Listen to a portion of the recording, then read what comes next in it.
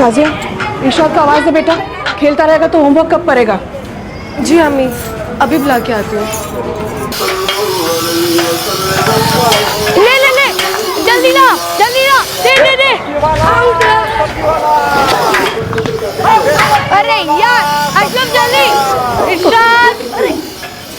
इरशाद, अम्मी बुला रही है, मेरी बैटिंग नहीं आई अभी तक। पढ़ाई कौन करेगा? मैं थोड़ी देर में आऊंगा। ठीक है, मैं अम्मी को बोल देती हूँ फिर। बॉल जल्दी बॉल। अम्मी, हाँ इरशाद अभी खेल रहा है, थोड़ी देर में आएगा। ठीक है, मैं तब तक कमरा तैयार कर दूँ? तीनों कमरों की बेडशीट चेंज कर लेना, 1 घंटे में सब आना शुरू कर देंगे। ठीक है। और सुन, तो खुद भी थोड़ा तैयार हो जाना। जी अम्मी। शाजिया, जी अम्मी। बेटा वाहिदा को फोन करके पूछ, मुस्कान और अलविरा क्यों नहीं आई 3 दिन से? तबीयत तो ठीक है उनकी? ठीक है अम्मी, अभी फोन करती हूँ। सब्जी वाला बॉल जल्दी बॉल, मोइन बॉल।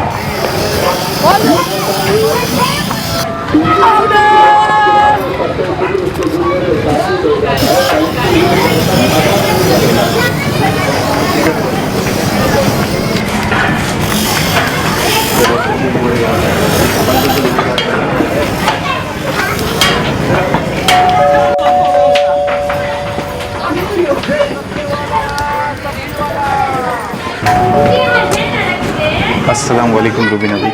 वालेकुम अस्सलाम। रुबीना भी वो बैठना। और आप जरा जल्दी आ गए हैं, लड़कियों को आने में वक्त है अभी, लगभग 1 घंटा लग जाएगा। तो अंदर ही इंतज़ार कर लेता हूँ, अभी जाके फिर से कहाँ हूँ। ठीक है, जैसे आपकी मर्जी। ले जल्दी ना। अरे यार,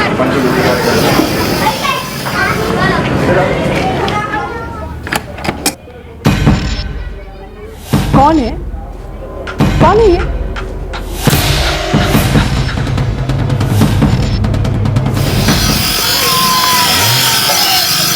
ये ले।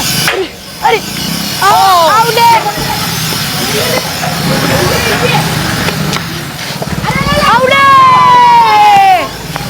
दे बैठ ले।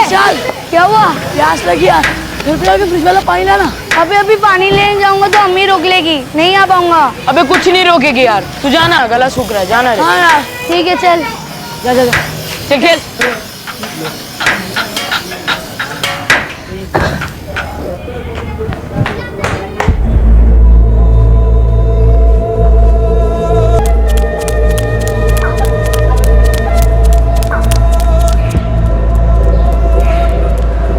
इधर का डब्बा भी ले ले। मुश्ताक भाई जल्दी घर चलिए। ये क्या हुआ? रुबीना भी को किसी ने गोली मार दी। क्या?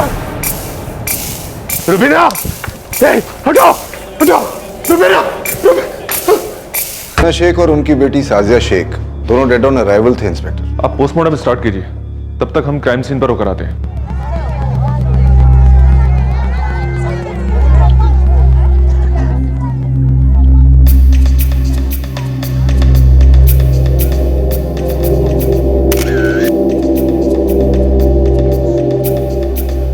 मुश्ताक शेख, कुछ बता सकते हो क्या हुआ, कैसे हुआ? मेरा पड़ोसी है इम्तियाज, वो दौड़ा आया दुकान पे और मुझे बताया कि रुबीना को किसी ने गोली मार दी।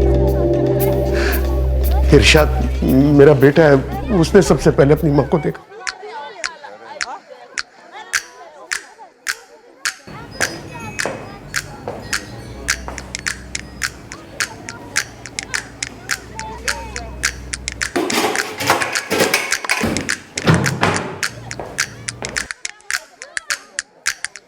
मैडम जी, पड़ोसियों से बात हुई है, पता चला है कि इस घर से धंधा चलता है। लगता तो नहीं कि घर से कोई भी सामान लूटा गया है।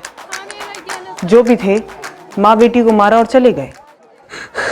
सर, हमने इरशाद को ठंडा पानी लाने भेजा था और उसके बाद हमने इसकी चीखें सुनी। जोर से अम्मी चिल्ला रहा था। फिर हम जब पहुंचे दौड़े तो देखा कि इरशाद रो रहा था और रुबीना आंटी जमीन पर थी। मेरे यहाँ आने तक तो अंदर कोई भी नहीं आया था साहब। मैं मेरी बेटी शाजिया को ढूंढने के लिए अंदर गया तो देखा उसे भी गोली मार दी। मुश्ताक, घर से कुछ चोरी हुआ है? पता नहीं साहब, मैंने देखा नहीं, मैं तो दुकान पे था।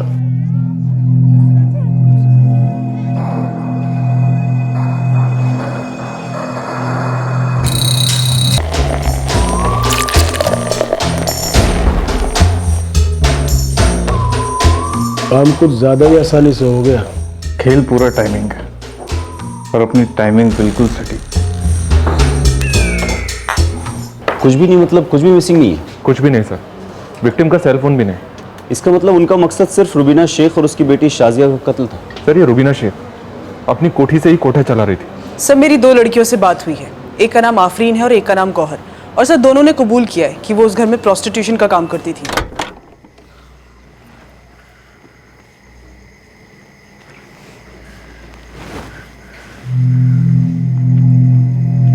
गौर, उस पुलिस वाले ने हमारा नाम और नंबर क्यों लिया? इतना मत डर आफरीन, हमने थोड़ी ना कुछ किया है। हमने कुछ नहीं किया, पर डर तो लग रहा है ना।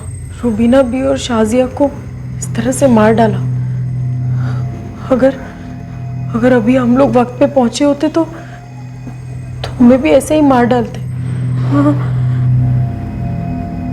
हमें जसबीर दीदी के पास ही चले जाना चाहिए था। सर दोनों कल सुबह 10 बजे यहाँ हाजिर होंगी। सर मुश्ताक से बात करने की कोशिश कर रहा हूँ मैं, लेकिन मर्डर की वजह से थोड़ा हिला हुआ है। फैमिली में कोई और है इस बच्चे इरशाद के अलावा? रुबीना शेख की एक बड़ी बेटी है, मेरठ में शादी हुई है, मिनाज नाम है। ये सब कैसे हुआ अब्बू? कुछ समझ में नहीं आ रहा मिनाज बेटा, कौन थे, क्यों गोली मार दी तुम्हारी अम्मी को और शाजिया को? कामरान और मैं कल ही कानपुर आ जाएंगे। आजा बच्चा, आजा, बहुत अकेला हो गया हूँ यहाँ पर। इरशाद कैसे अब्बू? सबसे पहले उसी ने अपनी अम्मी की लाश देखी। बस बच्चा जल्दी से आ जाए इधर।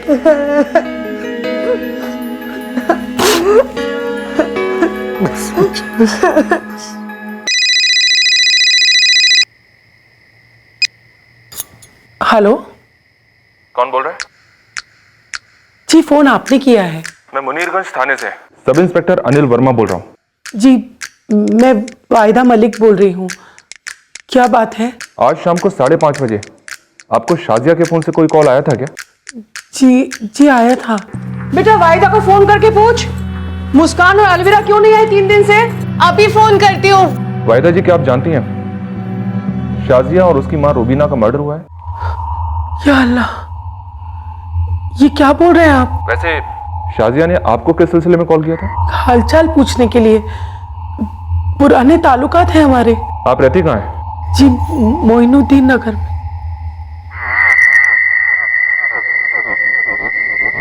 क्या मम्मी? अम्मी बोलो ना। अलवीरा, मुस्कान, बैठो।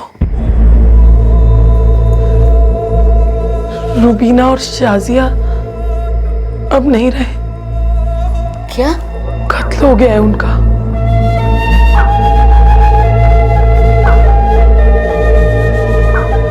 सर रुबीना के लगभग सारे कॉल्स उसके कस्टमर को ही किए गए हैं। गोरख धंधा जमकर चल रहा था घर से सर। इस रुबीना की सारी हिस्ट्री निकलवाओ, सबसे पूछताछ करते हैं और देखते हैं कौन कितना बोलता है और कितना छुपाता है। कोई तो है जो दुख और दर्द की आड़ में सुकून पा रहा है इस डबल मर्डर से। अब क्या करना है बोलिए? हथौड़ा हमेशा के लिए गर्म नहीं रहेगा। बहुत गर्म है उदय, थोड़ा ठंडा होने दे। जसबीर दीदी, पंछियां अभी अभी आजाद हुई हैं, कभी उड़ सकती हैं, आसमान बहुत बड़ा है। ऐसे कैसे उड़ जाएंगी? इतनी जल्दी पर नहीं आते, 2-4 दिन रुक जाओ, फिर फेंक अपना जाल और खींच ले सारी पंछियों को। प्रॉब्लम क्या है? जैसा आप कहें जसबीर दीदी।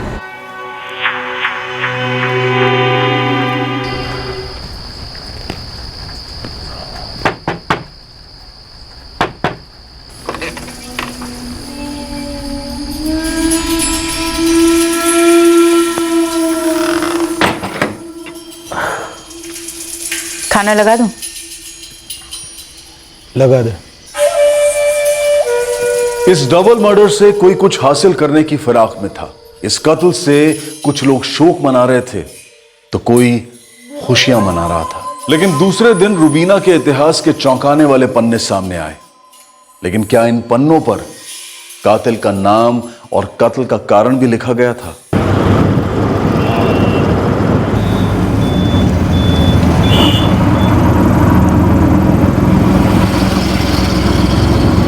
एक बात समझ में नहीं है सर, पड़ोस में किसी ने भी गोलियों की आवाज नहीं सुनी। सालों से पड़ोसियों ने जो देखा और जो सुना सब बताया हमें। हमने भी कभी कुछ छुपाया नहीं है सर। हाँ, रूबीना धंधा चलाती थी, लेकिन पूरी ईमानदारी से। लड़कियों से धंधा करवाती थी ईमानदारी से? आप खुद उन लड़कियों से पूछ लीजिए ना, जो हमारे घर में बैठती थी। किसी के साथ में कोई जोर जबरदस्ती नहीं थी साहब, कोई ट्रैफिकिंग का चक्कर वक्कर नहीं था। लिखित में कॉन्ट्रैक्ट होता था, स्टैम्प पेपर पर लिखा होता था कि हम अपनी मर्जी से धंधा कर रहे हैं। शुरुआत यहीं से की थी या कहीं और से? मैडम, हमारे घर की हालत हमेशा खस्ता रहती थी। गरीबी झेलते या जिल्लत, इसीलिए जिल्लत की आदत लगा ली मैडम। हमें किसी ने यहाँ ज़बरदस्ती नहीं ढकेला, हम खुद से 2 साल से रुबीना आपी के साथ काम कर रहे हैं। ये रुबीना की बेटी शाजिया, ये भी बैठती थी कस्टमर्स के साथ? हाँ मैडम। रुबीना बी की बड़ी बेटी, वो भी यही करती थी उसकी शादी से पहले तक। रुबीना अपनी बेटियों से भी धंधा करवाती थी? हाँ मैडम, लेकिन कभी कोई ज़बरदस्ती नहीं होती थी। हम सब अपनी मर्जी से यहाँ काम करते थे, मिनाज और शाजिया भी। तुम्हारी रुबीना बी और शाजिया को मारकर किसका फायदा हो सकता है? मैडम ये हम कैसे बता सकते हैं? हम रुबीना आपी के घर 6:30 बजे तक पहुँच जाते थे। 7 बजे से कस्टमर आना शुरू हो जाते थे और सुबह 4 बजे तक हम वहीं काम करते थे। कल हम लोग लेट गए थे, तभी ये सब कुछ। कोई कस्टमर था, कोई दलाल जिसका कभी तुम्हारी रुबीना के साथ अनबन हुई हो या शाजिया के साथ?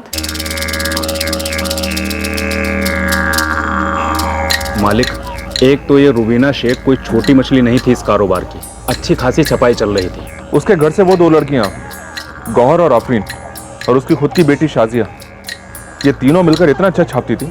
नहीं साहब, 8 साल से धंधा चला रही थी रुबीना शेख। पहले ये घर नहीं था, बकायदा असली वाला कोठा था। 25-30 टॉप की लड़कियां धंधा करती थी यहाँ से, बड़े बड़े सेठ लोग आते थे। तो बुरे दिन कैसे आ गए? ये जो रुबीना महल है, इस पर 3 बार रेड पड़ चुकी है। आप ही के थाने के पहले वाले ऑफिसर के पास केस था, कोर्ट से ऑर्डर आया, सील लग गया 2 साल के लिए। तो ये सेकंड इनिंग कैसे शुरू हुई? कोर्ट में एफिडेविट बनाकर दिया कि गलत धंधा नहीं करेगी घर से। घर वापस मिल गया तो सबसे पहले अपनी बड़ी वाली बेटी मीनाज को पार्सल कर दिया शादी करके। फिर सेकंड इनिंग शुरू हुई चुपके से। सिर्फ 3 प्लेयर्स के साथ? और भी हो सकती है, थोड़ी फील्डिंग करनी पड़ेगी मुझे मालिक, बताता हूँ आपको। कोई क्यों मर्डर करेगा इनका? मालिक, ये जो उसका पति है मुश्ताक हार्डवेयर वाला, उसको तो घसीट ही लो आप। क्यों साहब? मामला पैसे का हो सकता है। लाखों रुपए कमाती थी ये रुबीना, लेकिन घर बार सब कुछ उसके नाम पर था। इस मुश्ताक के नाम पर तो कुछ भी नहीं था। मुझे तो शक एक ही शख्स पर है। किस पर? जसबीर कौर। कौन है जसबीर कौर? ये मुश्ताक शेख किसी जसबीर कौर पर ब्लेम डाल रहा है। चाल है उसके साथ, ये कांड उसी का किया करा लगता है। सर, इस जसबीर की पूछताछ बनती है। वर्मा, नेहा, अपने सारे खबरियों को दौड़ा। कट्टा इस्तेमाल हुआ है, जरूर किसी न किसी हिस्ट्री शीटर की इन्वॉल्वमेंट रही होगी। वो हाथ आएगा तो मास्टरमाइंड अपने आप हाथ लग जाएगा।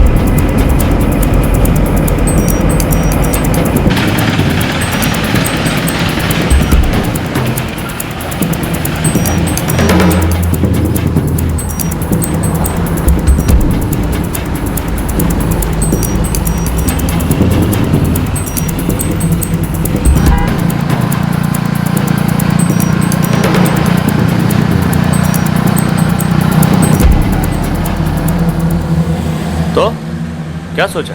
रेट वही रहेगा हमारा, रुबीना बी वाला, और शेयरिंग भी वही रहेगी।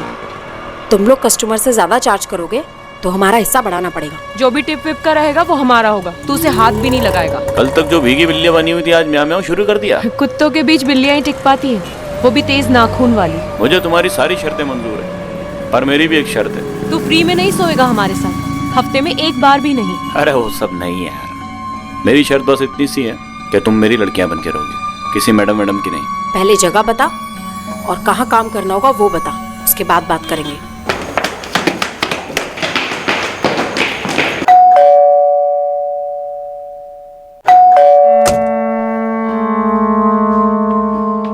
जी जसबीर कौर। सोच ही रही थी कि अभी तक आप लोग आए कैसे नहीं पूछताछ करने के लिए। सच कहूं तो रुबीना बी की मौत की खबर सुनकर मैं भी चौंक गई। सुना है 1 साल पहले तक तुम पार्टनर थी रुबीना की। सही सुना है। तो पहले पार्टनरशिप खत्म की, उसके बाद पार्टनर को।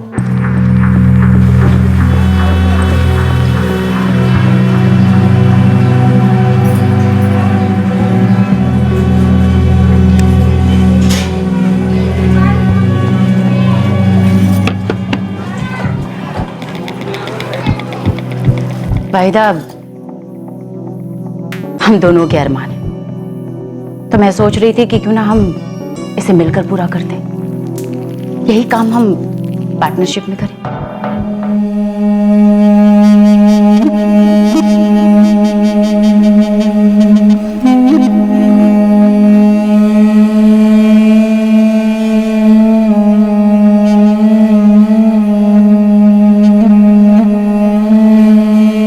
4 साल पहले मैंने रुबीना बी के साथ पार्टनरशिप शुरू की थी मैडम।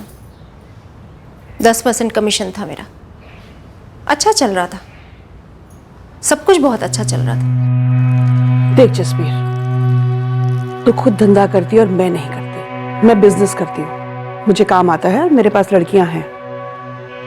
लेकिन तू इस धंधे में क्या करेगी? रुबीना बी, अब ऐसा भी नहीं है कि मुझे धंधा करना नहीं आता। दर्जनों लड़कियां लाके खड़ा कर सकती हूँ जो यहाँ से धंधा करे। तो फिर ठीक है, तू लड़कियां लेके आ, कमीशन की बात अपन करते हैं। ठीक है, कल ही खड़ा कर देती हूँ। लेकिन एक बात साफ साफ कह देती हूँ, मेरे यहाँ पे जबरदस्ती वाली बेची गई भगाई गई लड़कियां कदम भी नहीं रख सकती। छी छी रुबीना बी, सवाल ही नहीं उठता। कोई मार पिटाई नहीं, कोई जबरदस्ती नहीं, अपनी मर्जी से हंसते खेलते धंधा करेंगी सब। 3 साल सब कुछ ठीक चला, धंधा भी बहुत बढ़ गया था। उसकी लड़कियां, मेरी लड़कियां काफी नोट बटोर रही थी। फिर तुम्हारी पार्टनरशिप टूटी क्यों? क्योंकि रुबीना भी मुझे पार्टनर समझती ही नहीं थी। 3 साल में उन्होंने 5% भी नहीं बढ़ाया और मुझे 25% चाहिए थे। तो तुम अलग हुई? जी, अपनी लड़कियों को लेकर जिन्हें मैं लेकर आई थी। और अब तुझे बाकी की लड़कियां भी चाहिए थी जो तू नहीं लाई थी। इस धंधे में ना सब कुछ ऐसा ही चलता है, यहाँ से तोड़ो वहां से जोड़ो, हरदम यही सब चलता है। इस बिजनेस में लड़कियों की डिमांड सप्लाई से कहीं ज्यादा है। बातें तो तुम ऐसे कर रही हो जैसे बहुत जायज और नेक काम कर रही हो। क्या करें साहब, जो है सो है। हम अपना जिस्म बेचकर रोटी कपड़ा मकान और थोड़ा सा मक्खन बटोर लेते हैं, किसी दूसरे का कुछ नहीं बिगाड़ते। 2 लोगों की जाने गई हैं जसबीर, जिससे मेरा कोई लेना देना नहीं। फिर किसका लेना देना है? उससे पूछे जिसने मेरा नाम लिया है, मुश्ताक ने। मुश्ताक ने क्यों लिया तुम्हारा नाम? क्योंकि सबसे ज्यादा शक मुझ पर जाता है। पार्टनरशिप किसने तोड़ी? मैंने। लड़कियों को किसने तोड़ा? मैंने। ग्राहकों को किसने तोड़ा? मैंने। तो विलन कौन हुआ? मैं। तो मुश्ताक अपनी ही बेटी और अपनी ही बीवी को क्यों मारेगा? कैसी बीवी और कैसी बेटी? जो अपनी बीवी की कमाई खाता है वो अपनी अम्मा को भी बेच के खा जाएगा। तो उसमें उसका क्या फायदा? रुबीना के मरने के बाद सब कुछ उसका है। सब मैंने कत्ल करवाया? मैं ऐसा क्यों करूंगा साहब? साहब मेरी पत्नी। तेरी अपनी पत्नी जिसने अपनी कमाई की एक फूटी कौड़ी तेरे नाम नहीं की। ये झूठ है साहब। रुबीना का सारा पैसा उसी के नाम पर था, क्योंकि मैं ऐसा चाहता था। सवाल ही पैदा नहीं होता मैडम कि मेरे अब्बू ऐसा कुछ करेंगे। सवाल का जवाब नहीं मिला मुझे मिनाज। किसने मारा होगा तुम्हारी छोटी बहन और तुम्हारी अम्मी को? मैं कैसे बता सकती हूँ मैडम, मैं तो यहाँ थी ही नहीं। चलो मान लिया तुझे उसके पैसे नहीं चाहिए थे, तो फिर ऐसा क्या था मुश्ताक जिसकी वजह से तुझे इतना गुस्सा है? उसने तेरी बेटियों को धंधे पे लगा दिए थे इसलिए? अरे नहीं साहब, पहले तो आपके कान किसी ने गलत बात से भर दिए। वो तीनों बच्चे, मिनाज, शाजिया और इरशाद, वो तीनों मेरे बच्चे नहीं हैं, रुबीना के पहले पति के। पहला पति कौन था वो? 10 साल पहले हमारे अब्बू का इंतकाल हो गया था मैडम। कैसे? एक्सीडेंट। देख मिनाज, तेरी अम्मी नहीं रही, तेरी छोटी बहन नहीं रही, तो अब तू हमारे साथ कोऑपरेट कर और ये बता कि तुझे जबरदस्ती डाला गया इस धंधे में? बिल्कुल नहीं मैडम, मैं और शाजिया तो बचपन से अम्मी और बाकी औरतों को देख देख कर बड़ी हुई हैं। हमारे लिए ये आम बात थी।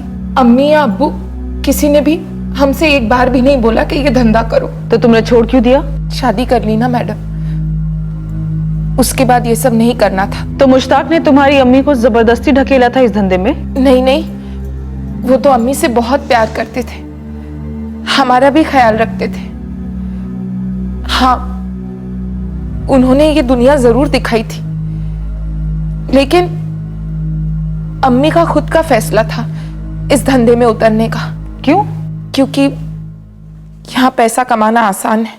कॉन्ट्रैक्टर लोगों के लिए लड़कियों का इंतजाम करता था मैं किसी जमाने में। यह सच है, जिनके यहां माल मेरी दुकान से जाता था ज्यादा कॉन्ट्रैक्ट पाने के लिए। फिर इश्क हो गया, रूबीना से शादी कर ली ताकि जिंदगी भर उसकी कमाई खा सके। अरे नहीं साहब, मैंने उससे कहा था कि ये धंधा करते हैं, इसमें पैसा है। वो मान गई। कस्टमर मैं लेकर आता था, वो धंधा चलाती थी। जिसमें से एक भी पैसा उसने तेरे नाम नहीं किया। तो साहब, मैं खुद चाहता था कि पैसा उसके नाम पर रहे। क्यों? क्योंकि वो खुश रहे, उसे ऐसा नहीं लगे कि उसकी कमाई को छीन रहा। बहुत प्यार करता था उससे साहब मैं। तो फिर उसे मारा कि मुश्ताक? भला मैं क्यों मारूंगा उसे? शाजिया, इरशाद, मिनास, इन तीनों को अपने बच्चों की तरह प्यार करता हूं मैं। फिर उनकी अम्मी को क्यों मरवाऊंगा साहब? जरूर आपको जसबीर ने भड़काया होगा। अपने आप को बचा रही है साहब, वो एक नंबर की शातिर औरत है वो। अलविरा और मुस्कान हमारे साथ रहेंगी, हम सब मिलकर धंधा चलाएंगे। तू और लड़कियों का बंदोबस्त कर, तुझे तेरा कमीशन मिल जाएगा। वारी ना, मैं तुझे अलविरा मुस्कान के साथ अपनी डील के बारे में बता रहा हूँ और तू अपनी दुकान अलग से खोलने पर लगी हुई है। ऐसा है ना उदय, तू ठहरा साला मर्द। अगले 20 साल बाद भी ना हम औरतों की दलाली खाता रहेगा, लेकिन इस धंधे में साली हम औरतों की ना एक्सपायरी डेट होती है। क्या समझा? हाँ हाँ, सब समझा। चल सोच के बताता हूँ। पक्का? हाँ 100%। एक लड़की ने मुझे बताया है। एहसान फरामोशी की हद तो देखो, थोड़ी सी बेड़ियां क्या खोली, सबके पर निकल आए। अवैध गोरख धंधा इस तरह चलाया जा रहा था जैसे कोई जायज बिजनेस हो। और सर अजीब बात थी, खुद की बेटियां भी यही धंधा कर रही थी, वो भी सब अपनी मर्जी से। और ये दोनों लड़कियां भी, गौहर और आफरीन। सवाल ये उठता है कि मर्डर किसकी मर्जी से हुआ है और क्यों? ये सारे मिले हुए हो सकते हैं सर। इस रूबीना की काफी प्रॉपर्टीज हैं, गहने हैं, ब्लैक का पैसा है जैसे वो मार्केट में चला रही थी। मुश्ताक को शायद ये सारी दौलत चाहिए थी और जसबीर को भी। कहीं दोनों मिलकर हमें गुमराह करने की कोशिश तो नहीं कर रहे हैं? सब बड़ी बेटी मिनाज भी तो है। मिनाज, मुश्ताक, जसबीर, ये सब मिले हुए हो सकते हैं सर, रूबीना की दौलत को हासिल करने के लिए। हो सकता है, लेकिन जिसने भी इस मर्डर की सुपारी ली है वो कोई पेशेवर हिस्ट्री शीटर होंगे या होगा। इतनी परफेक्शन के साथ शाम के टाइम आना, शोरगुल के बीच में चुपचाप एक एक गोली माँ बेटी को दागना और आराम से निकल जाना। लेकिन एक बात समझ में नहीं आ रही कि अगर ये कोई पेशेवर हिस्ट्री शीटर हैं तो इनकी कोई हिस्ट्री निकल क्यों नहीं रही? कोई भी खबरी अभी तक कोई ढंग की खबर क्यों नहीं ला पाया? कौन है ये हत्यारा या हत्यारे?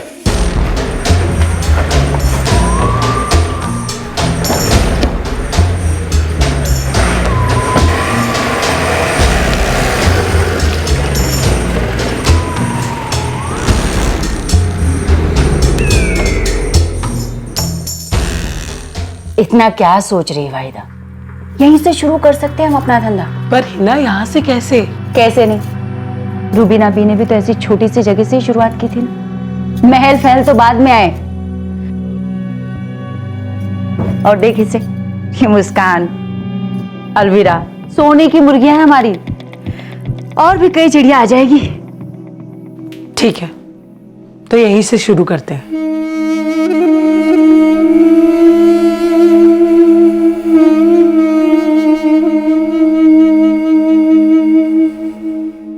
दिन ब दिन ये केस पेचीदा होता जा रहा था। ये डबल मर्डर फ्लैश ट्रेड की दुनिया में हुआ था, जहां इस व्यवसाय में शामिल सभी लोग बड़े ढीठ अंदाज में अपना कारोबार चला रहे थे, डंके की चोट पर। लेकिन फिलहाल इस कत्ल का मकसद और कातिलों की पहचान दोनों पुलिस के रडार के बाहर थे। बस एक बाय चांस नजर में आई बात ने पुलिस को इस केस के चक्रव्यूह में पहला दाखिला दिया। हाँ मालिक, जब से इस रुबीना शेख का कत्ल हुआ है बहुत अफरा तफरी मच गई है। कैसी अफरा तफरी? और कहाँ? दलालों के बाजार में? एकदम ठीक पकड़े हैं मालिक। एक दल्ला है जो जसबीर कौर के लिए काम करता है। बंदा काफी फुदक रहा है। रूबीना बी की लड़कियों को खींचा जा रहा है, गेम खेला जा रहा है कोई जबरदस्त। नाम बोल दो इसका। उदय नाम है बंदे का। जसबीर के लिए काम करता है? जी मालिक, और उससे पहले रूबीना के लिए लड़कियां अरेंज करता था। नहीं साहब, मेरा कोई खुद का कोठा वोटा नहीं है। मैं तो बस वो रूबीना बी की लड़कियां फ्री हो गई थी तो दूसरी जगह लगा दिया। रूबीना शेख की लड़कियां फ्री हुई थी या फ्री कराई गई थी? क्या मतलब साहब? तुम्हारी लाइन में कभी कोई लड़की फ्री होती है? एक पिंजरे से निकली तो दूसरे पिंजरे में दाखिल। किसने मरवाया रुबीना शेख को? साहब मुझे नहीं मालूम साहब। तो तुम दोनों को सब कुछ मालूम है। आफरीन, गौहर, उस दिन तुम लोग लेट इसलिए पहुंचे क्योंकि तुम्हें लेट पहुंचने के लिए बोला गया। किसने कहा था लेट पहुंचने के लिए? नहीं मैडम, हम सच में लेट हो गए थे। हमारा इस मर्डर में कोई हाथ नहीं है। मेरा हाथ क्यों होगा साहब? मैं तो छोटा सा दल्ला हूं, खूनी नहीं। तो फिर खूनी कौन है? किसने मरवाया रुबीना शेख को? मुझे क्या मालूम साहब, मैं इन बड़े लोगों के झगड़ों में नहीं पड़ता। झगड़ा मतलब बिजनेस वाला झगड़ा था मैडम, जसबीर दीदी और रुबीना बी के बीच। तुम दोनों को लेकर? जी हाँ मैडम, जसबीर दीदी हम दोनों को अपनी तरफ खींचने की कोशिश कर रही थी। इस तरह रुबीना शेख को खत्म करके? नहीं मैडम, हम ऐसा कुछ नहीं कह रहे। मैडम, रुबीना भी रही नहीं तो हम लोगों ने उदय से बात की, क्योंकि मैडम हमें काम की सख्त ज़रूरत है। साहब वो आफरीन और गौर फ्री हो गई थी, इससे पहले कोई और झपट्टा मारता मैंने उन दोनों के साथ डील कर ली। कोई और झपट्टा? कौन कोई और? बोल साहब, अब मौका देख के कौन चौका नहीं मारना चाहता है। और वो दोनों लड़कियों की अम्मा भी तो सब अपना खुद का कुछ शुरू करने का प्लान कर रही है। कौन दोनों लड़कियां? साहब वो है ना अलवीरा और मुस्कान, उसकी अम्मा वाहिदा और उसकी सहेली हिना, वो दोनों मिलके अपना खुद का कोटा शुरू करने का प्लान कर रहे हैं। कौन वाहिदा? वाहिदा मलिक? जी साहब। वो मोइनुद्दीन नगर वाली? हाँ वही। सर, इस वाहिदा से मैं बात कर चुका हूँ। शाजिया के फोन से लास्ट कॉल उसी को गया था। इस वाहिदा की दोनों बेटियां अलवीरा और मुस्कान ये रुबीना महल से ऑपरेट करती थी? हाँ साहब, वो दोनों उधर ही बैठती थी और मैं उन दोनों के लिए सेटिंग करता था। दलाली? हाँ साहब, दलाली। अलवीरा और मुस्कान भी हमारे साथ काम करती थी रुबीना महल में। लेकिन मैडम मर्डर के 4-5 दिन पहले से उन्होंने काम पे आना बंद कर दिया था। सही, इस अलवीरा और मुस्कान को उठाते हैं। उन्होंने 4-5 दिन पहले ही रुबीना महल जाना छोड़ दिया था। शायद उन्हें इस बात का अंदाजा होगा कि कुछ होने वाला है। नेहा, एक काम करो, इस वाहिदा के घर जाओ और अलवीरा और मुस्कान से बात करो। और वर्मा, मुझे इस वाहिदा और हिना की पूरी बैक स्टोरी चाहिए। इस जिस्म फरोशी की नौटंकी में ये 4 नए किरदार दाखिल हुए हैं। देखते हैं क्या रोल है इनका।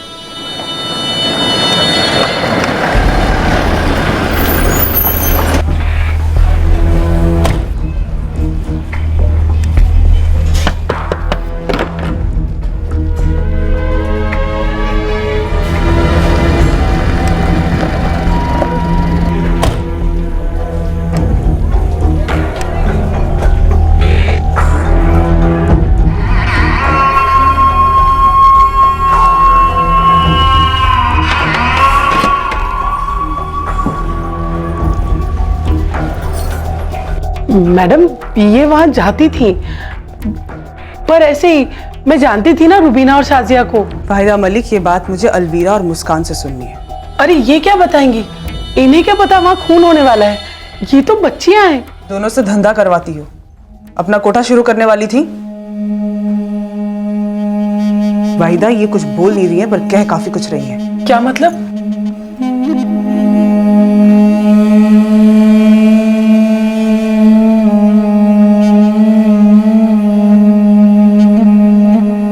जबरदस्ती होती थी तुम्हारे साथ अलवीरा? मुस्कान? नहीं मैडम, आप बिल्कुल गलत समझ रही हैं। हिना कौन है? क्यों? मैंने पूछा हिना कौन है? मेरी सहेली है। ये हिना आप लोगों के रडार में कैसे आ गई मालिक? ये हिना चीज क्या है जावेद? बहुत ही पहुंची हुई चीज है। स्टोरी बता इसकी। टॉप की वैश्या हुआ करती थी हिना, फिर अपने ही ग्राहक के इश्क में पड़ गई, शादी भी हो गई। किसके साथ? एक ट्रेवल की गाड़ी चलाता है, कादिर कुरैशी नाम है। इसकी भी बड़ी दिलचस्प हिस्ट्री है। सुना सर, मुझे लगता है वाहिदा का इन सब चीजों में कोई ना कोई कनेक्शन है। उठा लेना चाहिए इसे। क्यों लगता है कोई कनेक्शन है? सर, वाहिदा की दोनों लड़कियां अलवीरा और मुस्कान, सर दोनों के हाथ पे मार के निशान है। लगता है दोनों के साथ जबरदस्ती की जा रही थी। और सर ये उदय भी कह रहा था कि वाहिदा और उसकी सहेली हिना ये दोनों पार्टनरशिप करने पे तुले हुए हैं। वाहिदा और दोनों लड़कियों से अलग अलग क्वेश्चनिंग करेंगे। तीनों को थाने ले आओ। ये हिना का पति कादिर कुरैशी हिस्ट्री शीटर है। अच्छा, चार्ज क्या था? अपनी पहली पत्नी का मर्डर। 7 साल जेल काट चुका है बंदा। सुनिए, मेरी बच्चियों को जाने दीजिए। आपको जो पूछना है मुझसे पूछिए, जो सवाल करना है मुझसे करिए, पर मेरी बच्चियों को जाने दीजिए। उन्होंने कुछ नहीं किया है। बेटा अलवीरा, मुस्कान, देखो हमसे डरने की कोई ज़रूरत नहीं है। जो भी जानती हो सच सच बोलो। मालूम था तुम्हें रुबीना और शाजिया का कत्ल होने वाला है? नहीं सर, हमें नहीं पता। क्या तुम दोनों को पता था कि तुम्हारी अम्मी वाहिदा और उसकी सहेली हीना ये अपना खुद का कोठा शुरू करने वाली थी? और क्या यही कारण था कि उन्होंने रुबीना को मरवा दिया? सर, ये जो औरत है वाहिदा, जो बाहर बैठी है। हाँ, ये दोनों बेटियां उसकी, अलवीरा और मुस्कान। सर, इस वाहिदा की सहेली हिना, उसका पति कादिर पुराना हिस्ट्री शीटर है। वो अपनी पहली पत्नी के कत्ल में 7 साल जेल में काट चुका है। देखो अलवीरा, मुस्कान, अब भी वक्त है। सच सच बोलो अगर कुछ जानती हो तो। सर, सच में हमें कुछ नहीं पता है। बेटा, तुम्हारे हाथ पे मार के निशान कैसे हैं? किसी ने मारा? तुम लोगों से जबरदस्ती धंधा कराया जा रहा था या फिर चुप रहने के लिए मारा गया है? तुम दोनों बालिग हो, लेकिन अभी भी बच्चियां हो। जो कुछ भी तुम्हारे साथ हुआ ये कभी होना नहीं चाहिए था, और यकीन मानो आज के बाद कभी नहीं होगा। लेकिन प्लीज हमें ये बताओ कि तुम्हारे हाथों पर ये निशान कैसे आए?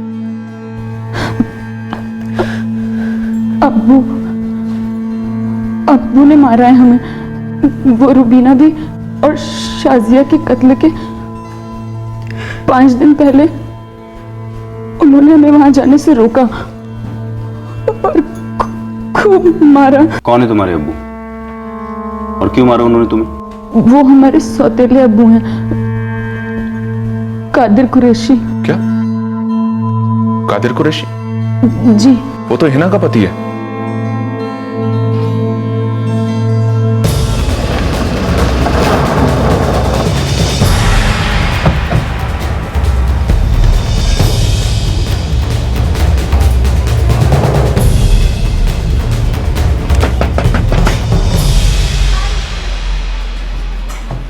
जी साहब, कैसा ना हो? अब तू अपना नया धंधा जमा नहीं पाएगा कादिर, क्योंकि तेरे धंधे पर कानून हावी होने वाला है। और हाँ, हिना को भी बुला ले, उसका भी बराबर का हिस्सा है ना तेरे धंधे में।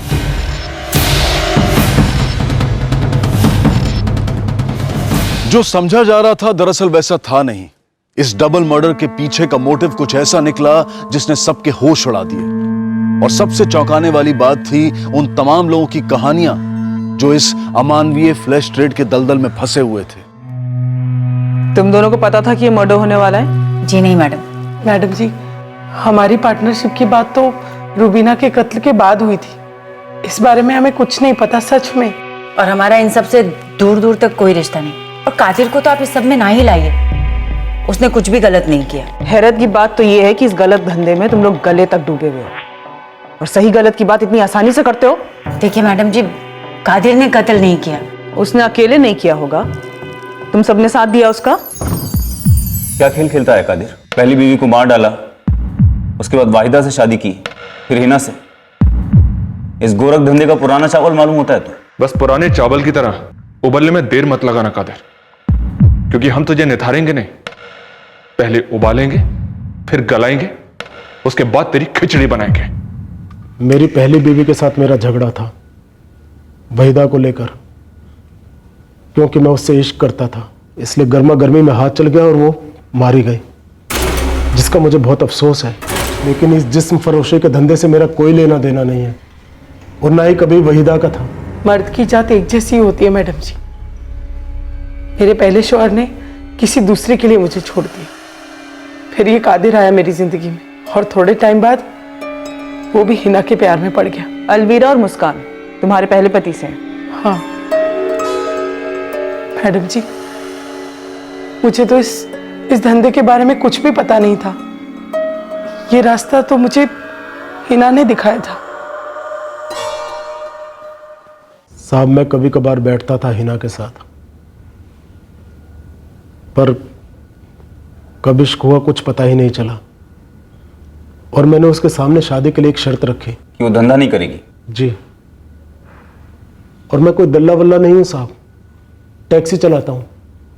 और आपको क्या लगता है कि मैं खुद अपनी बेटियों अलवीरा और मुस्कान को इस लाइन में आने देता? सौतेली बेटियां कादिर, उन बच्चों के हाथों के निशान साफ बताते हैं कि तू उन्हें मार मार कर जबरदस्ती इस धंधे पे भेजता था। बिल्कुल नहीं। मैं उन्हें इसलिए नहीं मारता था कि वो धंधा करें, बल्कि इसलिए मारता था कि उन्हें ये धंधा करने से रोक सकूं।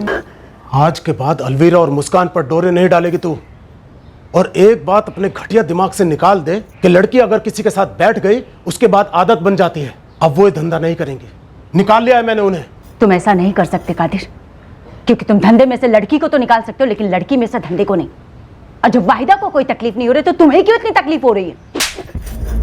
बेहया औरत, तुझे उस गंदी नाली से निकाल कर शरीफों के बीच लाया, लेकिन तू बनी ही वहां के लिए है। गंदी नाली से कमाया हुआ है शराफत से। पैसा और सिर्फ पैसा बोलता है। जाकर देखो उस रुबीना शेख को कहां से कहां पहुंच गई है। अरे दोजख में है वो रुबीना, और मेरी बच्चियां मेरे जीते जी उस दोजख में कदम नहीं रखेंगी, समझी तू? रोक कर दिखा। अपनी मर्जी से धंधा करने वाली लड़की ना किसी के बाप की नहीं सुनती। हाँ, तुम तो वैसे भी सौतेले बाप हो। हिना की बात सच निकली। नहीं रोक पाया मैं अलवीरा और मुस्कान को इस धंधे में जाने से। कादिर मियां, मैंने कोई जबरदस्ती नहीं की। मैं अलवीरा और मुस्कान की जिंदगी बर्बाद होते हुए नहीं देख सकता। तो कह दो ना उनसे कि ना आए। मैंने कोई दावत पे थोड़ी बुलाया है। और वैसे भी वहीदा और हिना ही उन्हें यहाँ लेके आई थी। तुम्हें ऐसे बच्चियों से धंधा नहीं करवाना चाहिए रुबीना भी। कादिर, अपनी औकात में रहो। मेरा धंधा मुझे कैसे चलाना है तुम मुझे सिखाओगे? अरे मेरे यहाँ पे धंधा सीधे और साफ तरीके से होता है। कोई गंदगी और जबरदस्ती नहीं है। और नसीहत देने का इतना ही शौक है ना, तो जाके अपने दोनों बीवियों को चुप कराओ पहले। तब हो सकता है तुम्हारी दोनों बेटियां तुम्हारी बात सुने, लेकिन मैं नहीं। मैं ना तुम्हारी छोड़ी हुई बीवी हूं और ना तुम्हारी सौतेली बेटी। कादिर भाई, कब तक ऐसे मुंह लटका के जियोगे? समझ नहीं पा रहा हूं यार माजिद, कैसे समझाऊं बच्चियों को, कैसे काबू में रखूं ये हिना और वहीदा को। बीड़ियां लगा तो नहीं सकते, पर बीड़ियों को हमेशा के लिए तोड़ तो सकते। ना रहेगा बांस, ना बजेगी बांसुरी। वो बेड़ी रुबीना थी और मैंने उन बेड़ियों को ही तोड़ डाला। तूने रुबीना शेख को मार डाला जान से। जी हाँ। कौन है? कौन है ये?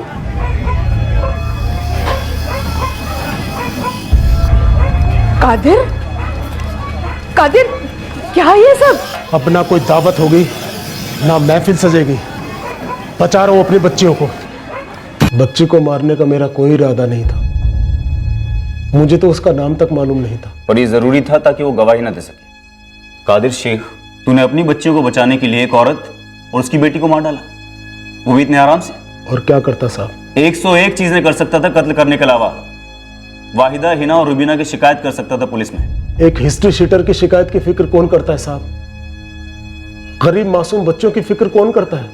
और सच बताइए, क्या इन गोरख धंधों के बारे में आपको कुछ नहीं पता?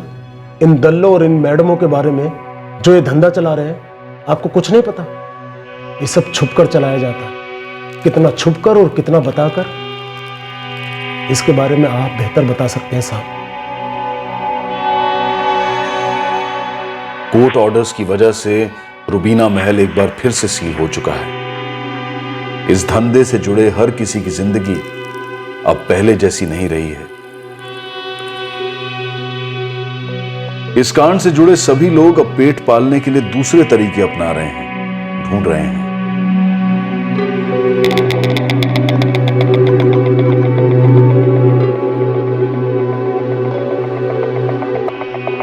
अबे थोड़े दिन चुपचाप पड़ा रहना शांति से। इस वक्त पुलिस की नाक कुछ ज्यादा ही सूंघ रही है। थोड़े दिन बाद बात करूंगी, रख फोन अभी। कादिर कुरैशी और माजिद इब्राहिम को आईपीसी की धारा 302 के तहत हत्या के लिए और धारा 120 के तहत क्रिमिनल कॉन्स्पिरेसी के लिए गिरफ्तार किया गया है। अवैध दिशा में की गई मेहनत फल भी अवैध ही देती है।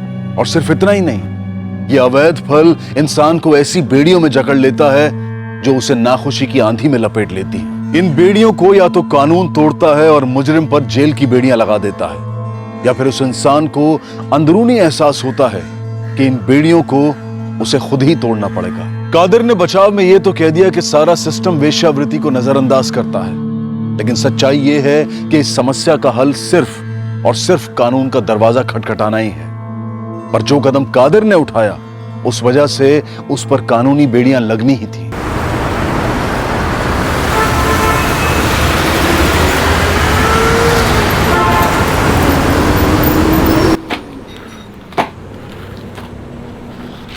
पूरा रोकड़ा दोगे?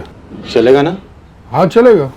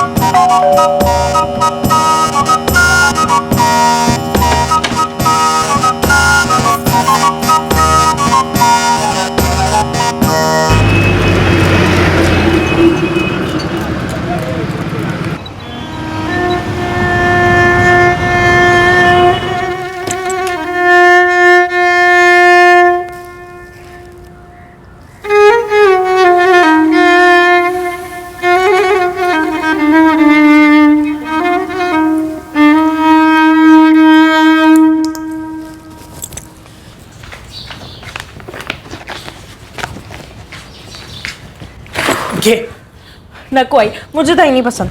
आरती, एग्जाम में अच्छे नंबर पसंद है ना? ये आई, अब तो ये खाने से आ जाएंगे। कब हर चीज में उल्टे सवाल करती है। ये नको आई, मुझे लेट हो रहा है। फिर बाबा तुझे छोड़ देंगे। नको, मैं फ्रेंड्स के साथ जा रही हूँ। ठीक है, अच्छे से लिखना।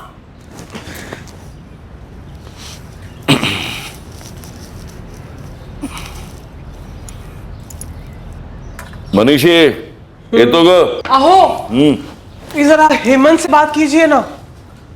ये एसी तीसरी बार खराब हो गया है। लगता है इस एसी का ना अंतिम संस्कार करना पड़ेगा। मैं हेमंत को बोल देता हूँ कि इसे भंगार में बेच के नया लगवा दे।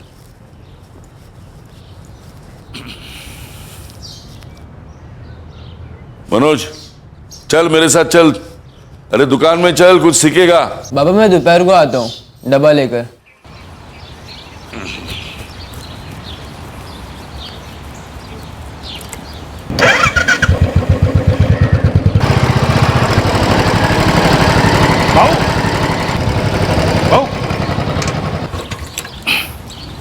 संतोष, वो रजिस्ट्रेशन के पेपर रेडी है?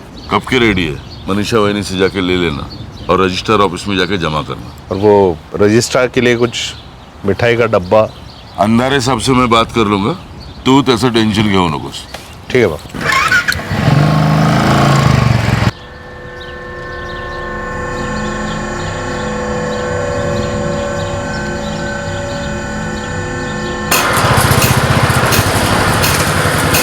राम राम भाऊ। नमस्कार भाऊ।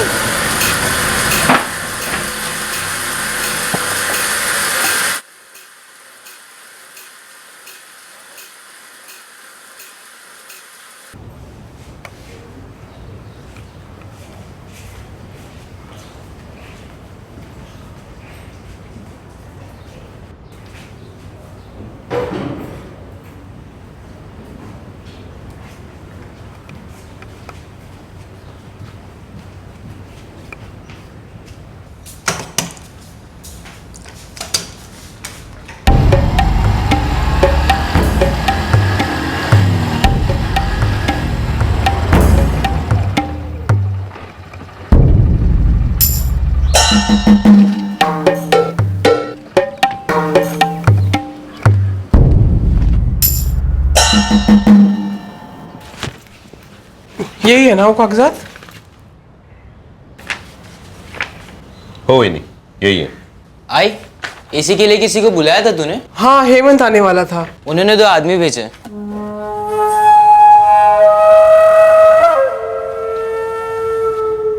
हेमंत आने वाला था, वो क्यों नहीं आया?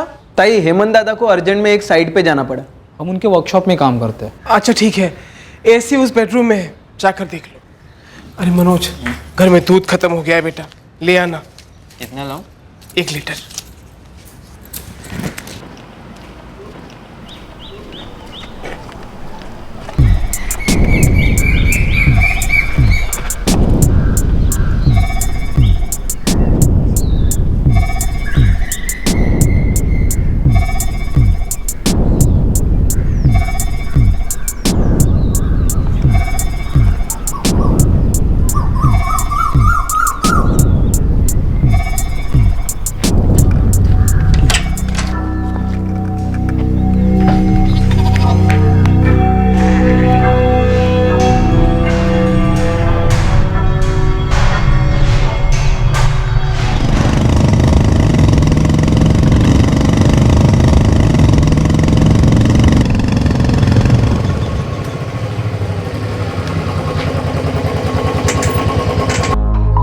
ये मेरी भाभी है मनीषा वैनी, मेरे बड़े भाई रामनाथ काड़े की पत्नी।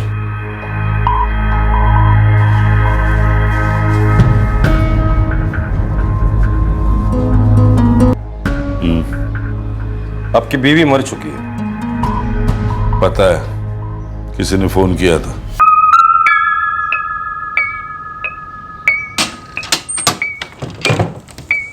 सर, अलमारी विलमारी तो जैसे कि वैसे ही है। कोई चोरी तो नजर नहीं आ रही यहाँ पे। मेरा बेटा मनोज हॉस्पिटल में है, कातिलों ने उस पर भी हमला किया है।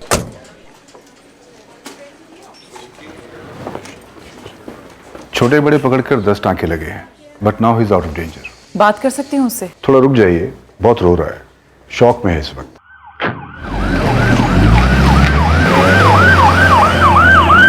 वैनी से कागजात लेकर मैं निकल रहा था, तब वो दोनों बाहर हॉल में ही थे।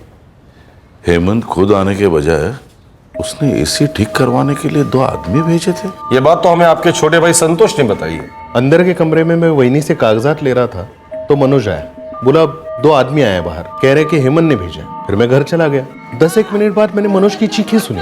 मैं बाहर आया, देखा मनोज घायल हो गया, खून बह रहा था। मैं अंदर आया, किसी चोरी या लूट की कोशिश भी नहीं हुई, एसी को टच भी नहीं किया उन्होंने।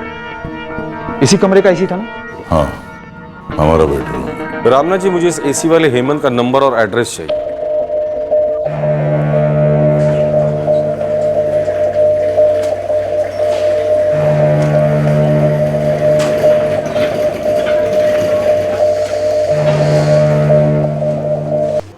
सर, मनोज काड़े शौक में है, उसे सेडेट किया गया है। एक कांस्टेबल वार्ड के बाहर लगा दो। बच्चे ने कातिलों के चेहरे देखे हुए, वो लोग उसे रास्ते से हटाने की कोशिश कर सकते हैं। Okay sir.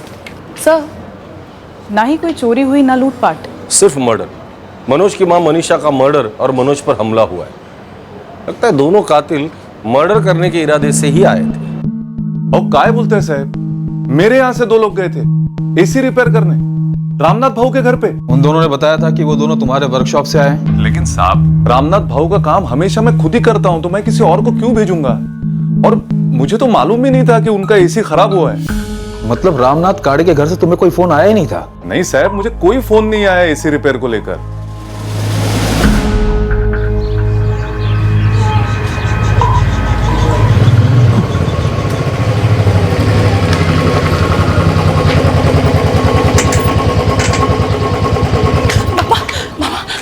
काय झालं? आई कुठे आहे? तेरी आई मर गई। नहीं, नहीं तेरे आई को किसी ने मार डाला। नहीं बाबा, आप झूठ बोल रहे हो। मैं नहीं मानती, मुझे आई को देखना, मुझे आई से मिलना है बाबा। भाई, आई किधर है बाबा?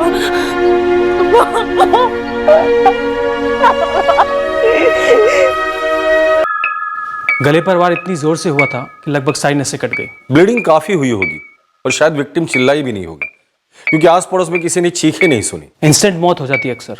वैसे विक्टिम का बेटा कैसा है? आउट ऑफ डेंजर, अब वार्ड में शिफ्ट किया है उसे। पर अजीब बात यह है कि घर से एक पैसा भी चोरी नहीं हुआ है। सर एक और अजीब बात हुई है। वो एसी रिपेयर करने वाला हेमंत कह रहा था कि उसने रामनाथ काड़े के घर किसी को भेजा ही नहीं था। वो तो ये भी कह रहा था कि उसे मालूम ही नहीं था कि रामनाथ काड़े के एसी में कोई प्रॉब्लम हुई है। ये कैसे हो सकता है राणे? मैडम मेरी आई ठीक है ना? कहाँ है मेरी आई?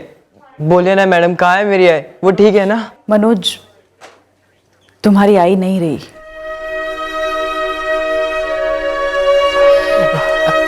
आई देखो, हिम्मत रखो और हमें बताओ कि क्या हुआ था, कैसे हुआ। मेरी आई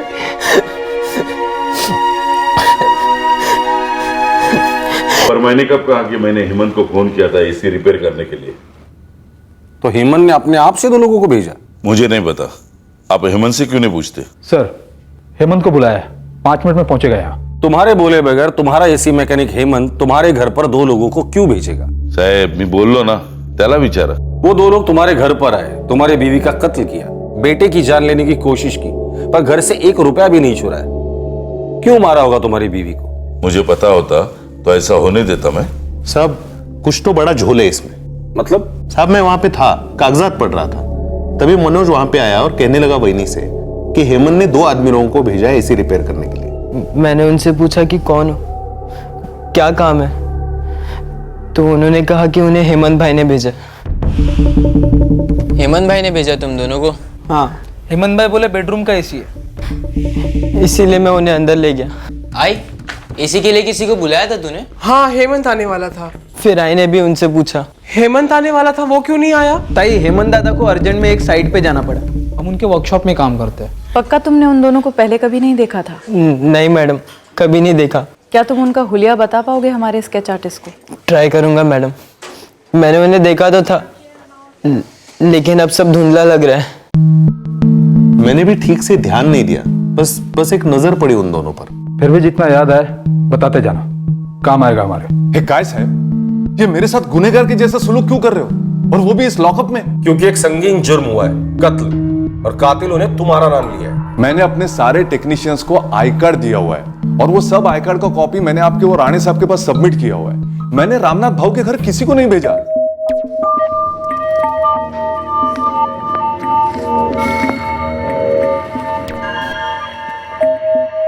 नहीं, इनमें से तो कोई नहीं लग रहा है।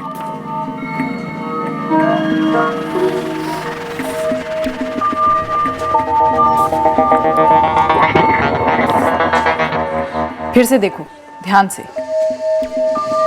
नहीं मैडम। बाइक का नंबर याद है? नहीं मैडम, बाइक बाहर पार्क थी और मुझे थोड़ी पता था वो ऐसा कुछ कर देंगे। क्या कभी उन लोगों ने एक दूसरे को नाम से बुलाया था? नहीं मैडम, मतलब मुझे याद नहीं, मैंने सुना नहीं था।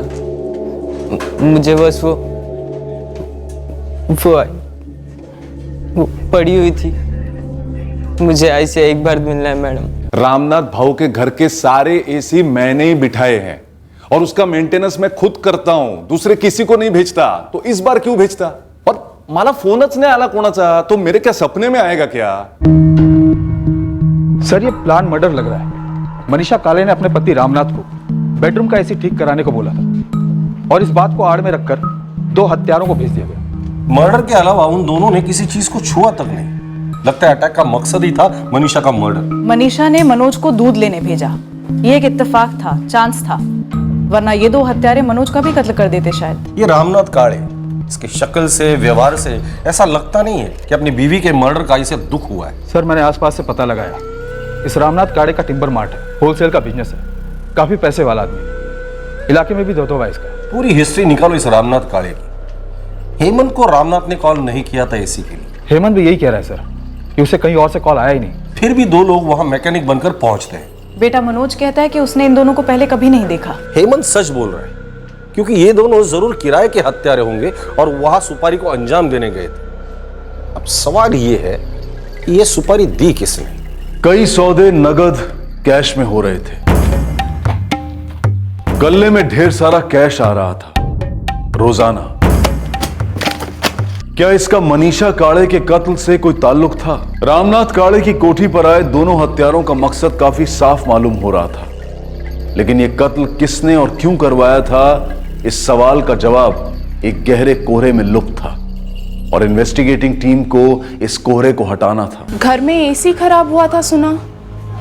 मनीषा काळे ने कभी इस बारे में आपसे जिक्र किया? मेरी ज्यादा बात नहीं होती थी, वो थोड़े बड़े लोग हैं ना।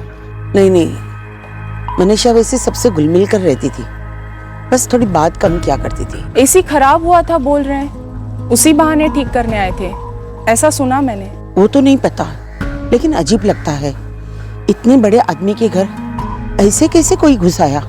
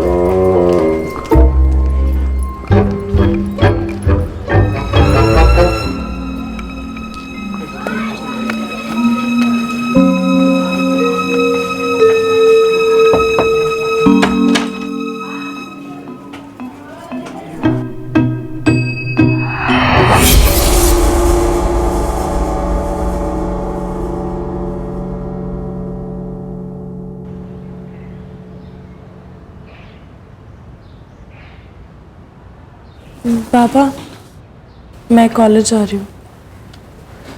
संभल के जाना।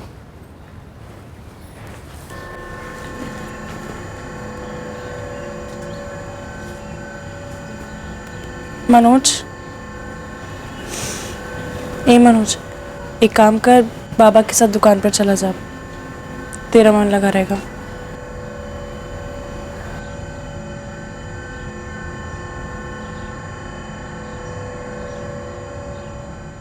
मैडम बात की पड़ोसियों से, लेकिन एसी खराब होने वाली बात तो मनीषा ने किसी से की ही नहीं। शारदा, कोई ना कोई तो जानता था कि उनके बेडरूम का एसी खराब है। इसी जानकारी का फायदा उठाकर वो हत्यारे घर में घुस पाए और कत्ल कर पाए। पर एसी वाली बात घर वालों के अलावा और कौन जान पाएगा? घर वाले, ये मनीषा और रामनाथ की बेटी आरती काळे, क्या स्टोरी है इसकी? कोई बॉयफ्रेंड वॉयफ्रेंड? ऐसे खुल्लम खुला तो कुछ नहीं है, लेकिन ये भी हो सकता है कि आई का मर्डर हुआ है तो सब दबा दबा हो। पड़ोसियों ने भी कुछ नहीं कहा वैसे। और ये रामनाथ काळे, आसपास वाले लोग बोले कि कभी कभार वो काफी देर से घर आता था और कभी कभी तो आता ही नहीं था, कहीं और जाता था। वो एंगल तो अभी सामने नहीं आया मैडम। किसी और बात को लेकर पति पत्नी में झगड़े? लोग बोलते नहीं है मैडम, डरते हैं, पैसे वाला है ना।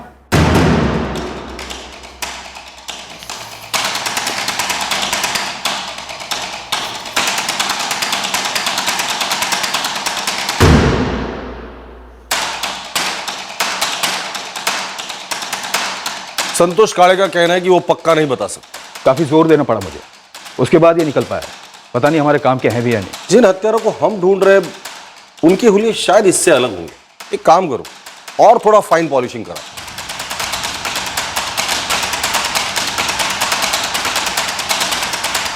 श्योर नहीं है मैडम, पर उनमें से कुछ ऐसा दिखता था। पक्का नहीं है क्योंकि सब कुछ इतने जल्दी जल्दी में हुआ।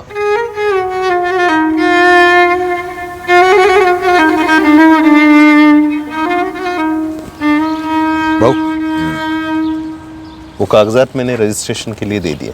1-2 दिन में बात करता हूँ अंदारे से। भाऊ, वो पुलिस लोगों से पूछताछ कर रही है, सवाल कर रही है। काम है उनका, मर्डर केस है। लेकिन भाऊ, मुझे लग रहा है वो मुझ पर भी थोड़ा शक जैसा कुछ कर रहे हैं। उन्हें उनका काम करने दो।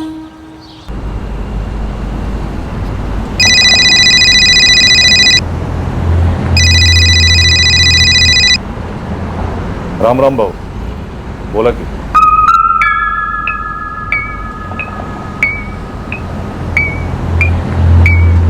राम राम साहब, एक तो नासिक सिटी और दूसरा सिन्नर मार्केट, दोनों जगह फील्डिंग लगा दो।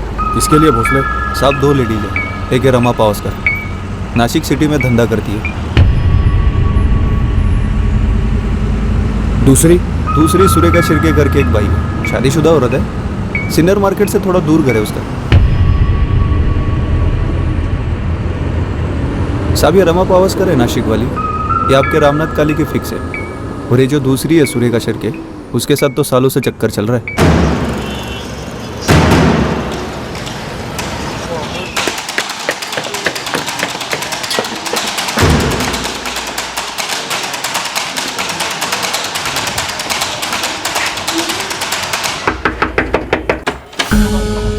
रमा पावस्कर? कोण तुम्ही? पोलीस.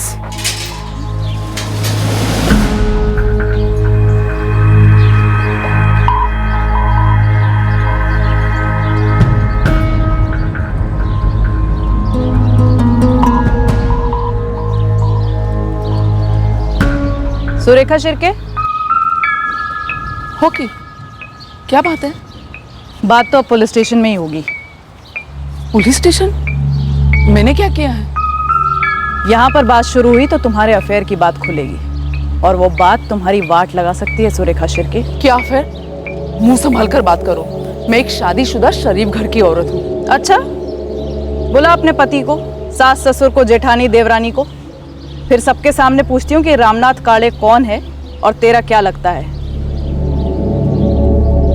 काले साहब हाँ आते नहीं मेरे पास। कब से? ये कोई 5-1 साल हो गए रहेंगे।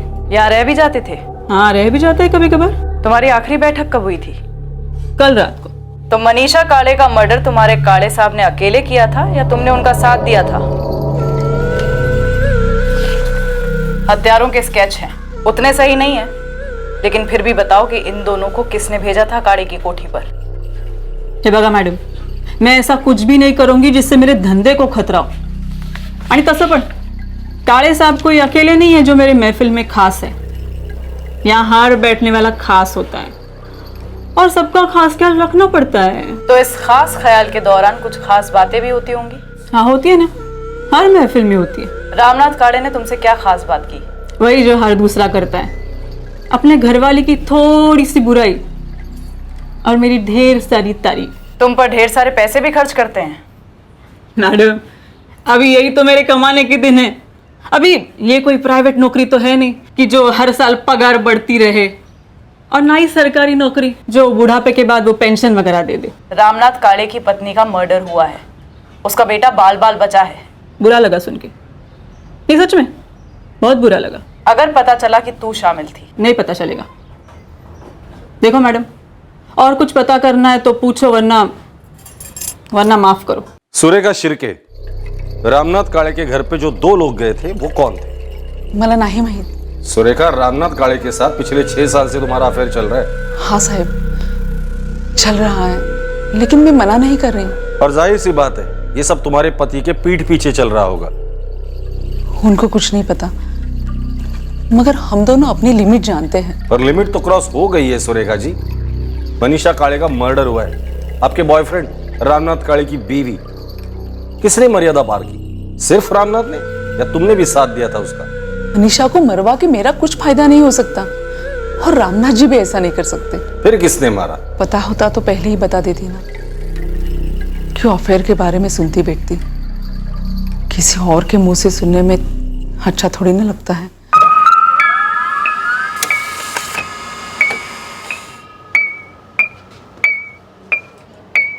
रामनाथ के छोटे भाई संतोष काड़े के फोन रिकॉर्ड से भी कुछ हाथ नहीं लगा। सर उस एसी वाले हेमंत पे भी नजर रखवाई थी मैंने, कुछ निकला नहीं। मनीषा का रामनाथ काळे के पास एसी के बारे में शिकायत करना, ठीक उसी दिन हेमंत का नाम लेकर 2 हत्यारों का वहां आना और मनीषा को मारना, ये कुछ ज्यादा ही इत्तेफाक है। सर इस वक्त रामनाथ काड़े के खिलाफ कुछ भी नहीं है हमारे पास। और संतोष काड़े के खिलाफ भी कुछ नहीं है। शायद इस केस में, उस घर में, उन जिंदगियों में ऐसा कुछ तो है जो हमारी नजर से पूरी तरह से चूक गया है, और वो इसलिए क्योंकि वो हमसे पूरी तरह से छुपाया गया है। भाऊ पूर्ण 4 बेटे आहेत. अरे लेकिन भाऊ गिन तो लो. तूने दिए तो पूरे ही हो गए, नहीं हो गए तो तू भाग थोड़ी जाएगा. राम राम साहब. साहब ये खबर आपके कितने काम की है पता नहीं. बोल फटाफट. साहब ये मनीषा काळे मर्डर केस में बाइक इस्तेमाल हुई थी ना? हाँ 2 लोग थे, बाइक पर आए फिर भाग निकले. इधर नासिक हाईवे को लगकर एक दिवाकर ऑटो मार्ट है, छोटा सा है. मैंने ऐसे ही बात छेड़ दी उधर सेकेंड हैंड बाइक के बारे में. आगे? तो आगे उसका मालिक है दिवाकर. बात में बोला इधर एक बंदा है ललित पवार करके, इधर ही नासिक का है. साहब उसने पिछले 1.5 साल में 2 बाइक और एक कार खरीदी है. हाँ तो? पूरा रोकड़ा देकर 1-1 रुपया कैश. हाँ तो मनीषा मर्डर केस को लेकर खबर क्या है? साहब मैं पहले ही बोला आपको, ये खबर आपके कितने काम की है पता नहीं. ठीक है भोसले, तू कोशिश करते रहे.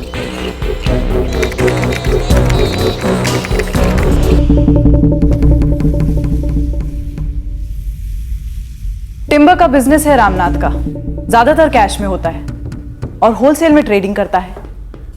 ये भोसले खबरी ने जो बात बोली, Lalit Pawar, 1 car 2 bike all cash, क्या उसका कोई कनेक्शन हो सकता है रामनाथ से? सर इस वक्त कनेक्शन सिर्फ कैश है. सुपारी में कैश ही तो सबसे बड़ा कनेक्शन होता है. इस ललित का रामनाथ के साथ कैसा कनेक्शन बनता है ये देखना अभी बाकी है. पर राणे, कभी कभी अजीब सी टिप भी हमारे केस को झटके में सॉल्व कर देती है. तो उठवा लो इस ललित पवार को. उछला देना, लेकिन सवाल जनरली रखना कैश को लेकर कि इतना सारा हार्ड कैश उसके पास आया कहां से. ब्लैक मनी, कैश की अंधेरी मार्केट में पुलिस एक तीर मार रही थी, एक चांस ले रही थी. कुछ गाड़ियों की खरीदी में इस्तेमाल हुए कैश की छानबीन की गई, जिसका मौजूदा इन्वेस्टिगेशन से दूर दूर तक कोई कनेक्शन नजर नहीं आ रहा था. लेकिन पुलिस का चलाया गया यह तीर निशाने पर लग गया.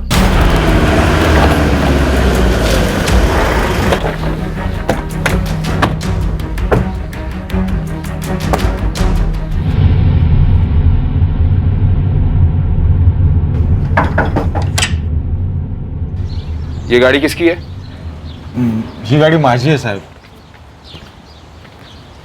कधी घेतली? साहब हो गए 9-1 महीने. सुना दिवाकर को पूरा कैश दिया तूने? हो साहब, दिया.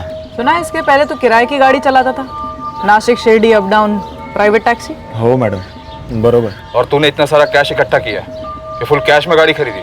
सेकंड हैंड है साहब, बाबा के नाम पे लिए. अच्छा, तेरे बाबा ऐसा क्या बिजनेस करते कि उनके पास इतना कैश रेडी पड़ा था? नहीं, बाबा के सिर्फ नाम पे लिए, कैश तो मैंने ही भरी है. आसमान से गिरा? क्योंकि तेरे सेठ ने तुझे लोन तो दिया नहीं, पूछा हमने. दरअसल साहब मुझे पैसे मिले. मिले हुआ था? सड़क पे पड़े मिले थे? नहीं, किसी ने दे दिए, एक दोस्त ने. ललित पवार नाम क्या है इस दोस्त का?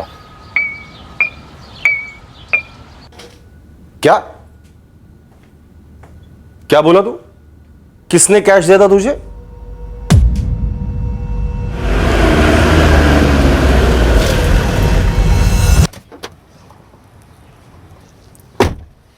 तो ये गाड़ी तेरी नहीं, ट्रैवल वालों की है. हो सर, ट्रैवल वाले की. अगर मैं तुझे पैसे दूं अपनी गाड़ी लेने के लिए, आप ऐसे पैसे क्यों देंगे मुझे? क्योंकि मुझे तू चाहिए. जब जब मैं बुलाऊं तब तक तू गाड़ी लेकर आ जाए. जहां भी मैं बोलूं वहां मुझे ले चले, और बाकी टाइम भाड़े उठा, कमाई कर. क्या बोलते हैं? गाड़ी खरीदने का रोकड़ा मैं तुझे दूंगा, पूरा का पूरा कैश. बोल, मंजूर है? मनोज काळे, रामनाथ काळे का 15 साल का बेटा, और उसने तुम्हें 3 लाख रुपए कैश दिए थे सेकंड हैंड कार खरीदने के लिए? हाँ साहब, और उसके पहले 1 लाख रुपए दिए थे 2 सेकंड हैंड बाइक खरीदने के लिए. बाइक्स का है? साहब वो तो उन्होंने अपने दोस्तों को दे दी. वो तुझे बुलाता था, किस लिए? कहाँ घूमता था ये 15 साल का मनोज? मनोज भाई शौकीन है. शौकीन? हाँ, कभी लॉज तो कभी होटल. सर ये मनोज 9वीं में 2 बार फेल हुआ था तो उसने स्कूल छोड़ दिया था. पर लॉज में किस लिए? साहब वो कई बार अलग अलग लड़कियों को पिकअप करके मुझे वहां ड्रॉप करने बोलते थे।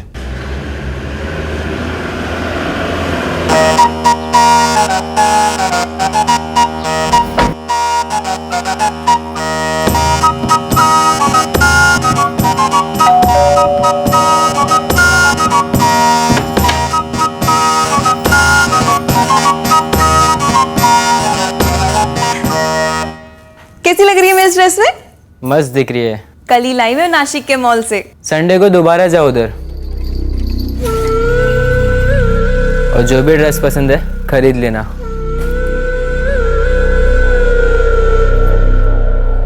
वैसे भी अब मेरे को तेरे पे ड्रेस अच्छा नहीं लग रहा, निकाल दे इसे। ये 15 साल का लड़का अपने से बड़ी लड़कियों के साथ। दर्जनों लड़कियां है साहब। मनोज भाई इन सब पे बहुत खर्चा करते हैं। इनमें से पहले किसी को देखा है?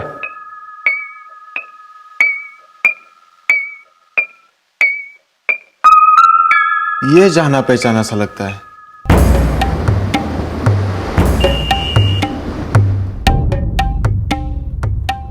अरे वो तो मतलब सॉलिड है, सिर्फ नोट टिका, कुछ भी करेगी। तो मिलवा दे, नोट तो है और सब कुछ करना भी है।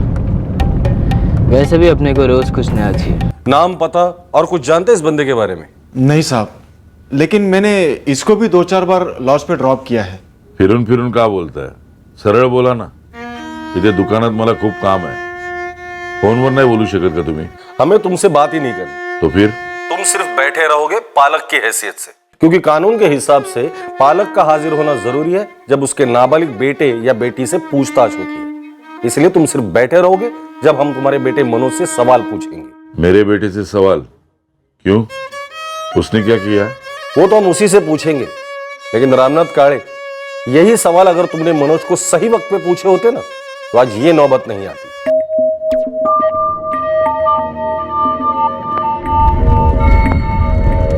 और क्या पूछना है मुझसे? वो 2 लड़के जो आपके घर आए थे, आपकी पत्नी का कत्ल किया, उनका नाम, नंबर और पता चाहिए हमें। अरे मैं इन्हें जानता ही नहीं तो बताऊंगा कैसे? बताया तो था आपको। मुझे और मेरे बेटे को पुलिस स्टेशन क्यों ले जा रहे हो? हमारे साथ चलिए तो सही, सब कुछ पता चल जाएगा।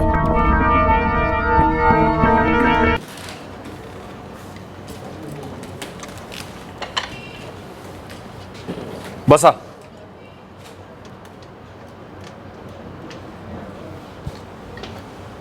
मनोज, ललित को तो तुम जानते ही हो।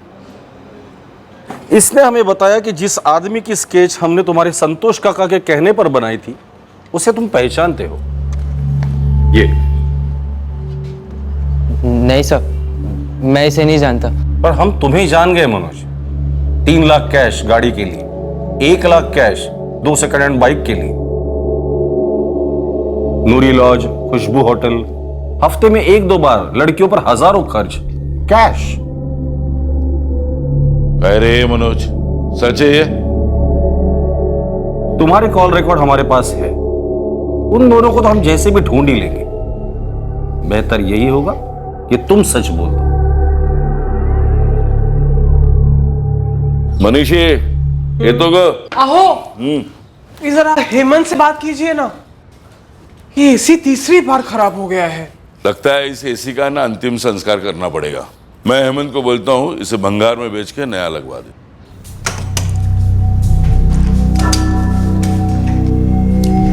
आज करना है। नहीं बोला ना आज करना है, निकलो अभी।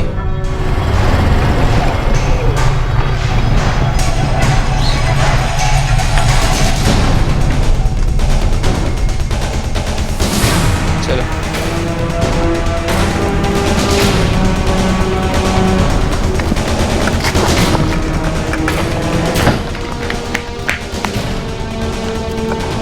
हो गया? हाँ हो गया। ठीक से हुआ? चेक किया? अरे बाबा, अरे मनोज, घर में दूध खत्म हो गया है बेटा, ले आना। कितना लाऊं? 1 लीटर।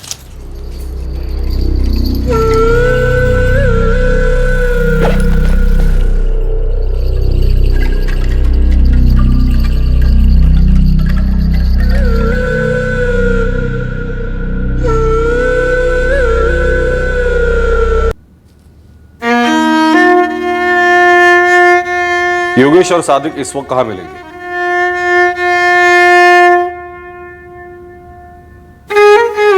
बताओ मनोज, क्यों किया ये सब? क्यों मारा है को मनोज? कशाला? बाबा, आज खाने में कोमड़ी और सुबह की सब्जी है। हाथ धो ले, दोनों मिलके खाते। नहीं बाबा, मैं घर से खाकर आया हूँ, अब खा लीजिए, मैं यही वेट करता हूँ।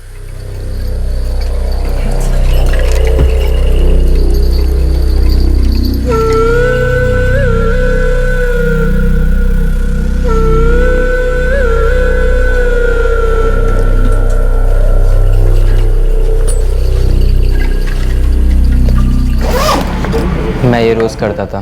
बाबा को डब्बा दिया, गले पर बैठा और 2-3 बंडल निकाल लिया। बाबा को कभी पता नहीं चलता था, लेकिन एक दिन आई को मालूम पड़ गया। मनोज, ये ले, बाबा का डब्बा रेडी है, ले जा जल्दी गरम गरम। बाबा को बोलना आज कोलंबी का कालवन बनाया है और पापड़ी की सब्जी। चल ले जा जल्दी। आई, अभी टाइम है, जाता हूँ 10 मिनट में।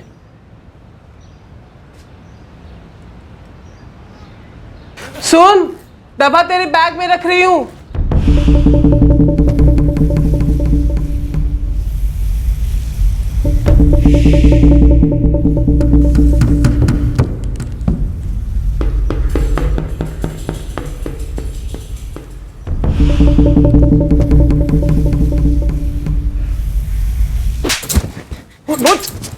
तू ये क्या है? क्या है ये? तेरे बैग में इतने सारे पैसे कहां से आए? मैंने पूछा तेरे बैग में ये पैसे कहां से आए? तूने बाबा के गले में से चुराए? नालायक, बेशरम, चोरी करता है तू। तुझे बाबा ने येऊ त्याच सांगते त्यांना। नहीं आई, नहीं, बाबा ने सांगू नको, नहीं, माफ कर दे आई, माफ कर दे। तू पहले मुझे बता कि तू इन पैसों का क्या करता है? कुछ नहीं आई। मनोज, मैंने पूछा तू इन पैसों का क्या करता है? आगे से कभी नहीं करूंगा आई, तेरी शपथ। पैर पड़ता हूँ आई, पैर पड़ता हूँ। तेरे बाबा का सारा धंधा रोकड़े में चलता है, उनके पास गिनने तक की फुर्सत नहीं होती, इसलिए कोई भरोसे वाला चाहिए होता है हाथ बटाने के लिए, इसलिए सारा काम तुझे सिखा रहे हैं। और तू चोरी करता है, जबकि कल सब कुछ तेरा ही होने वाला है। तब क्या करेगा?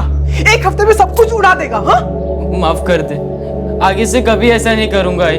तू ये सारे के सारे पैसे आज अभी गले में वापस रखेगा? हाँ हाई, रखूंगा। आइंदा कभी गले के पैसों को छुएगा? कभी नहीं आई, कभी नहीं। रोज मैं रोज के रोज तेरी बैग चेक करूंगी। रोज चेक करना, आगे से कभी नहीं करूंगा ऐसा। देखती हूँ। तू इस बार बाबा को तो नहीं बताएगी ना?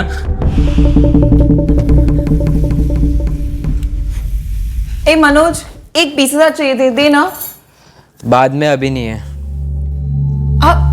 भाव क्या खा रहे? दे ना, अर्जेंट है। अरे बोला ना अभी नहीं है। चिल्ला क्यों रहा है बे? तूने जब जब कुछ भी मांगा है मुझसे, मैंने हर चीज के लिए हाँ कहा है ना, और वो भी स्माइल के साथ। देख, अब ज्यादा नाटक मत कर, वरना अगली बार भी नहीं दूंगा, समझी?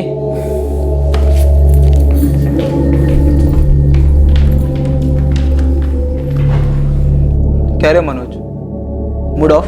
2-3 हफ्तों से देख रहा हूँ तुझे, तेरा चेहरा बहुत रुका सूखा सा लग रहा है। जब पानी नहीं मिलेगा तो सब कुछ रुका सूखा ही रहेगा ना। पैसे क्यों नहीं तेरे पास? है एक टेंशन। पैसा है तेरे पास, और ये पैसा है ना, हर टेंशन को मिटा देता है। बोल, क्या टेंशन है तुझे? आई मेरी माँ।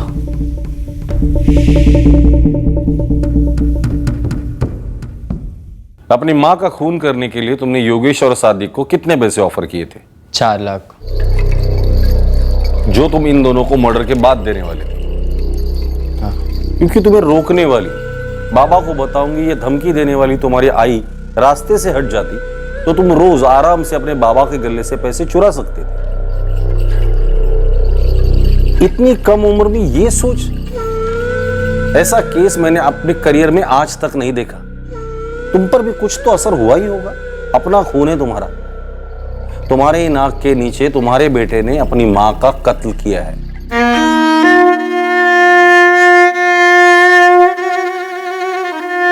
किराए के हत्यारे सादिक मिर्जा और योगेश वाघमरे गिरफ्तार किए गए। नाबालिग होने के कारण मनोज काड़े को जुवेनाइल रिमांड होम भेजा गया है। मनोज के इस संगीन जुर्म ने उसके पिता, चाचा और बहन को एक गहरे सदमे में छोड़ दिया है।